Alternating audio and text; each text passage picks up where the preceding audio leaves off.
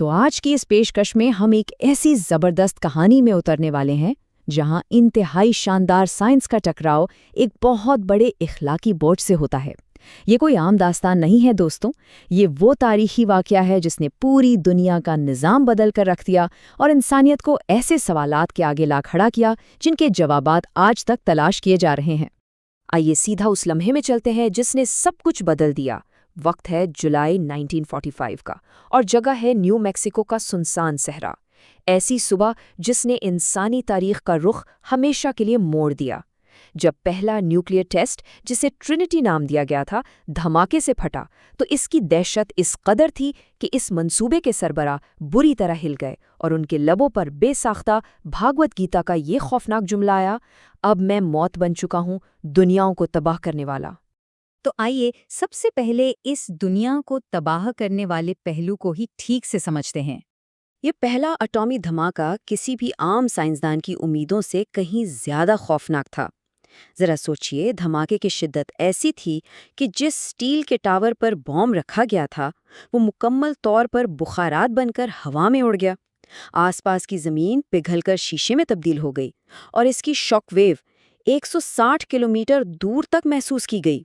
یہاں حیران کرنے والی بات یہ ہے کہ اوپن ہائمر نے خود شروع میں اس کی طاقت کا اندازہ صرف 0.3 کلو ٹن لگایا تھا، لیکن اصل میں یہ 15 سے 20 کلو ٹن TNT کے برابر پھٹا، یعنی اندازے سے 50 گنا زیادہ طاقتور۔ آسمان میں جو مشروم کلاؤڈ اٹھا وہ 12 کلومیٹر کی بلندی تک گیا۔ یہ توقعات سے کہیں زیادہ آگے کی تباہی تھی۔ اب سوال یہ پیدا ہوتا ہے کہ آخر اس نئے زمانے کے اس انتہائی خطرناک بام کے پیچھے دماغ کس کا تھا؟ آئیے دیکھتے ہیں کہ یہ غیر متوقع لیڈر آخر کہاں سے آیا۔ یہاں دلچسپ بات یہ ہے کہ اس تاریخی منصوبے کی قیادت ایک ایسے شخص نے کی جو نیو یارک میں ایک جرمن یہودی خاندان میں پیدا ہوا اور بچپن سے ہی مٹی کے اس پتلے میں ایک عظیم ذہن چھپا تھا۔ ذرا ان کی تعلیمی رفتار پر غور کریں۔ صرف 12 سال کی عمر میں منرالوجی پر باقاعدہ لیکچر دینا، اس کے بعد ہارورڈ کی 4 سالہ ڈگری محض 3 سال میں مکمل کر لینا، اور پھر حد تو تب ہو گئی جب صرف 23 سال کی عمر میں انہوں نے فزکس میں PhD حاصل کر لی۔ واقعی یہ کسی عام انسان کے بس کی بات تو بالکل نہیں تھی۔ لیکن خیر، جیسا کہ اکثر عظیم دماغوں کے ساتھ ہوتا ہے، اس شخصیت کے پیچھے بھی ایک کافی تاریک پہلو چھپا تھا۔ ذہنی دباؤ اور لگاتار چین سموکنگ کی عادت نے انہیں اندرونی طور پر کھوکھلا کر دیا تھا۔ وہ شروع میں باہر کی دنیا کے حالات سے بالکل انجان تھے۔ دوستوں اور سماجی زندگی سے دور بھاگنا اور صرف فزکس پر توجہ مرکوز رکھنا ان کی عادت بن چکی تھی۔ ان کا اپنا ماننا تھا کہ مجھے دوستوں سے زیادہ فزکس کی ضرورت ہے۔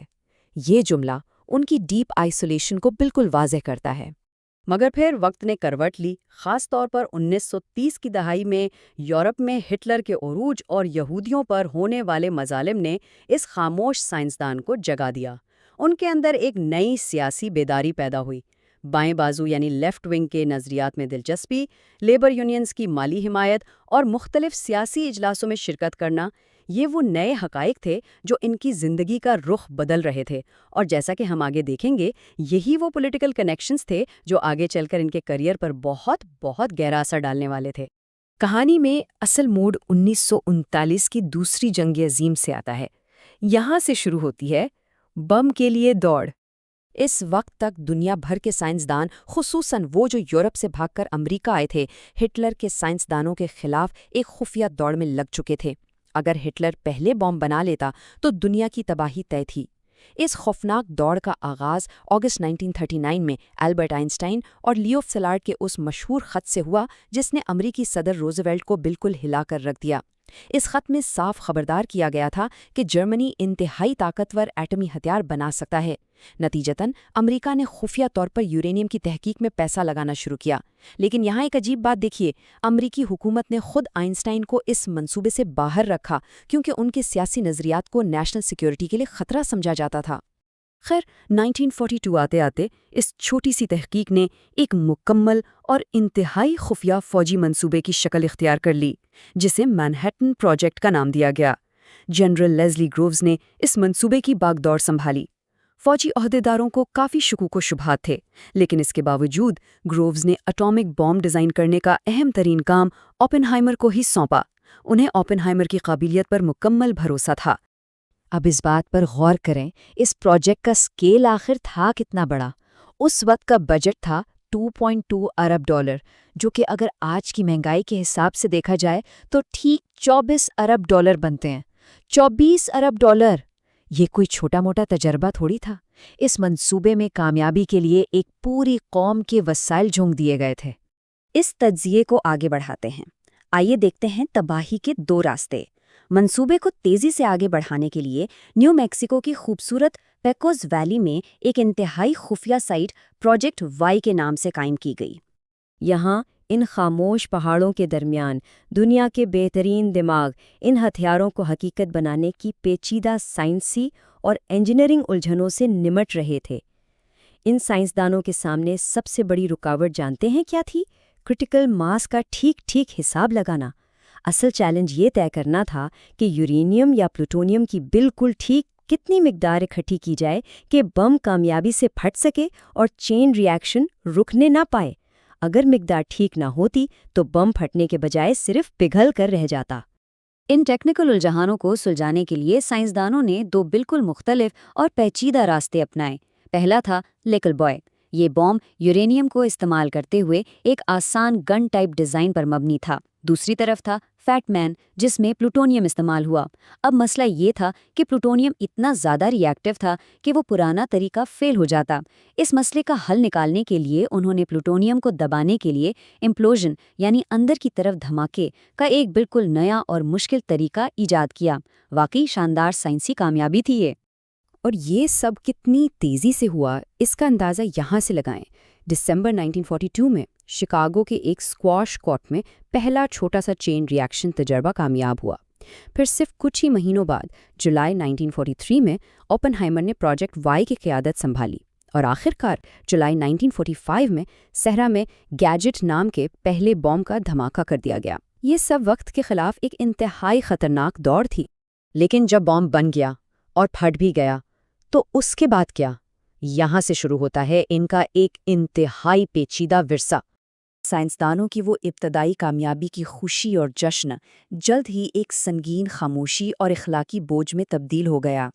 یہ وہ وقت تھا جہاں انسانیت نے خود اپنی تباہی کا بٹن اپنے ہاتھ میں لے لیا تھا۔ ٹرینٹی ٹیسٹ کے محض کچھ ہفتوں بعد ہی ان ہتھیاروں کو واقعی جاپان کے خلاف استعمال کر لیا گیا۔ 6 اگست کو جب ہیروشیما پر بم گرایا گیا تو شروع میں اسے جنگ ختم کرنے کا ایک ضروری قدم سمجھا گیا، لیکن ٹھیک 3 دن بعد 9 اگست کو جب ناگاساکی پر دوسرا بم گرا تو یہ ریلیف ایک شدید اور گہرے صدمے میں بدل گیا۔ کیا واقعی اس کی ضرورت تھی؟ جنگ کے فوراً بعد صدر ہیری ٹرومن کے ساتھ اوول آفس میں ایک ملاقات ہوئی۔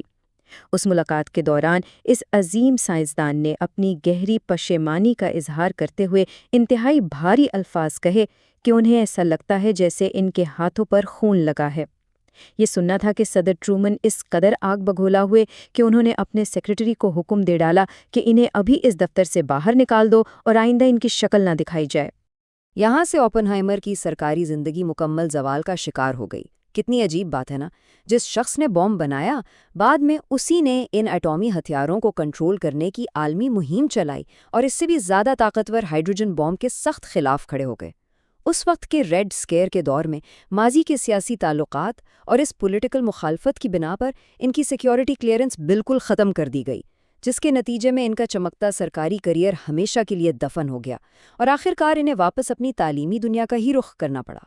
خیر، اب اگر ہم ماضی کے پنوں سے نکل کر آج کی جدید دنیا پر نظر ڈالیں تو عالمی سیاست کی تصویر کافی بدل چکی ہے۔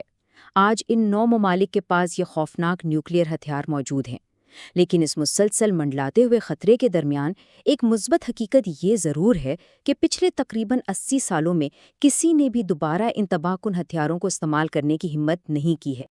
تو اس پوری تاریخ اور سائنسی کامیابی کے سفر کو سمجھنے کے بعد یہ وہ اہم سوال ہے جو ہم سب کے ذہن میں گونجتا رہتا ہے: کیا ایک شخص کی ذہانت نے دنیا کو بچایا یا اس کی حتمی تباہی پر مہر لگا دی؟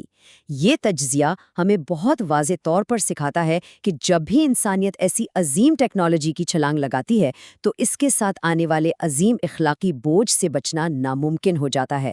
ہتھیار تو بن گیا، لیکن انسانیت ابھی تک اس سوال کے بوجھ تلے دبی ہے، اور اس کا فیصلہ شاید آنے والی نسلوں کو ہی کرنا ہوگا۔